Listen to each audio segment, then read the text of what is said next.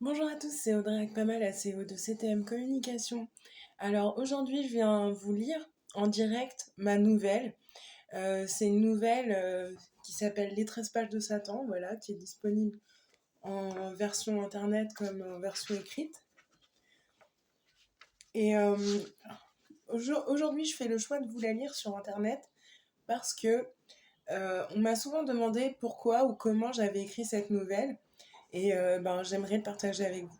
Alors c'est simple, je me suis mis à la place de la toute-puissance maligne et je me suis interrogée sur qu'est-ce que cette puissance, elle aurait bien aimé gagner des humains, gagner de nous, sachant que c'est facile de comprendre le comportement humain, mais c'est beaucoup moins facile de l'orienter pour réussir à garder, on va dire, une dominance dessus.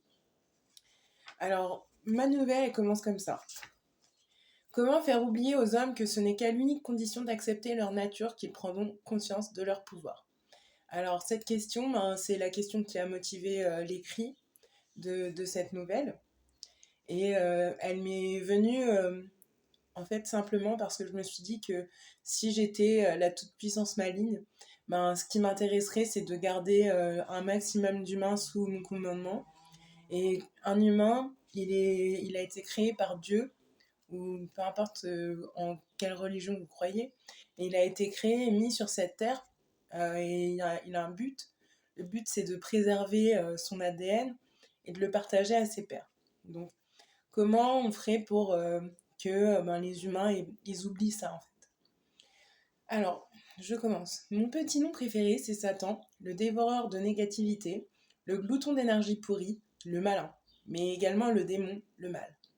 Oui, c'est moi celui qui hante vos pires cauchemars, et je dois vous avouer que ma plus grande peur à moi, c'est celle de disparaître.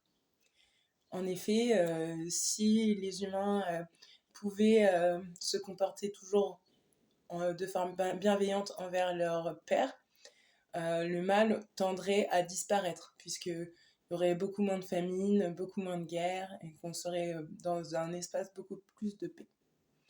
Donc, mon Père, celui que vous appelez Dieu, le créateur de toutes choses visibles, invisibles, de toute énergie qui permette la vie, comme il s'ennuyait tout seul, décida de me créer moi pour lui tenir compagnie.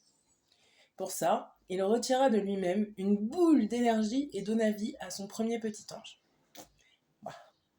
Puis, il créa la Terre, le système solaire et la Voie lactée, bref, tout l'univers. Alors oui, je suis partie d'une théorie, celle de la création du mal avant la création des humains. Et vous allez comprendre pourquoi en lisant. Il se tourne alors vers moi et me dit: Mon premier, je vais t'envoyer sur Terre. Cette boule d'énergie là-bas, en son centre, dans lequel tu vas pouvoir accumuler et contrôler l'ensemble des énergies de charge négatives présentes à sa surface. Bon, ça a l'air assez simple, dit comme ça, mais le but étant d'avoir une hiérarchie dans les charges négatives, donc la hiérarchie du mal. Je vais ensuite envoyer les énergies de tous tes petits cousins par légion, donner vie à tous les éléments qui constituent cette terre, comme les oiseaux, les brins d'herbe, les océans, mais aussi les énergies qui habiteront les descendants physiques d'Adam et Ève, les humains, auront la capacité de contrôler les éléments de la nature pour en tirer bénéfice.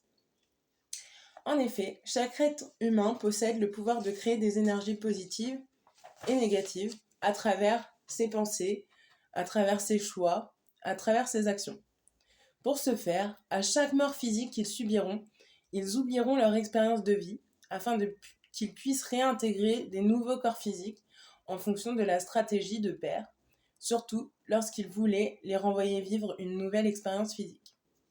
Donc je pars quand même du principe que c'est toujours le créateur qui décide qui va expérimenter quoi. Il constitua alors des petits corps d'hommes qui prenaient différentes couleurs en fonction de leur zone d'habitat. On peut considérer qu'ils étaient répartis en fonction de leur famille naturelle. Donc la notion de famille naturelle, ça c'est une notion qu'on peut même qualifier de science politique. En gros, les couleurs des individus, les répartit dans dans une famille simplement de couleurs. Ce qu'on peut appeler les races en 2024. Il constitue... ce n'est que lorsqu'un groupe d'humains arrivait à s'organiser en respectant l'harmonie de la nature qu'il pouvait présenter un leader, roi, président ou gouvernant. Donc oui, selon moi, il a fallu déjà d'abord qu'il existe un consensus entre nous, entre les humains, avant de décider qui a la meilleure capacité pour diriger et gérer toutes nos activités sur Terre. Ce leader naturel a comme mission d'organiser et de contrôler toutes les richesses qui appartiennent à sa tribu, mais également d'organiser la conquête de nouvelles richesses. Ah oui. En gros, le but, c'est pas de coloniser exactement toutes les autres couleurs, mais c'est plutôt de les aider à s'arranger en fonction de leur bien-être.